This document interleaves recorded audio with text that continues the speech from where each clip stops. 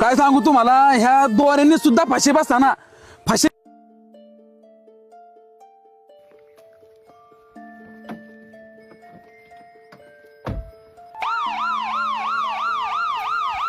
अरे छब्या ही कच्चं बी आणले अंगावणीच गेलं आहे घातले काहीच उगावलं नाही.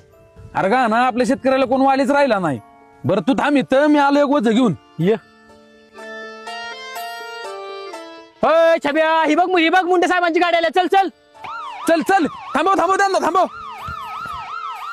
मुंडे साहेब थांबा थांबा थांबा, थांबा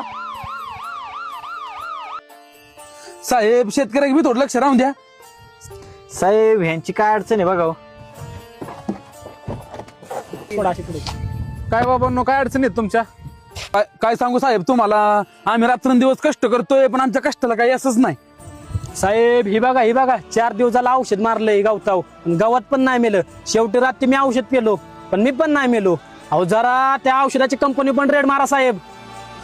साहेब आमच्या पदरात शेवटी फसवणूकच आहे. अहो साहेब काय सांगू तुम्हाला, ह्या दोऱ्यांनी सुद्धा फाशी बसताना फाशी घ्यायला गेलं तर ह्या दोऱ्या सुद्धा तुटत्यात. जरा थोडं दोऱ्याच्या कंपनीवर सुद्धा येरड्या मारा. मुंडे साहेब तुम्ही आता आमच्या शेतकऱ्यांची शेवटची आशा आहे.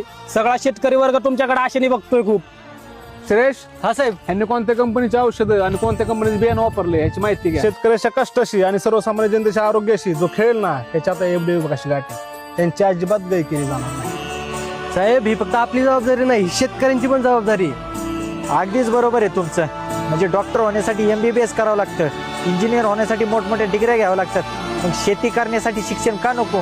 बिना शिकता जर शेती केली ना तर शेतीचं हेच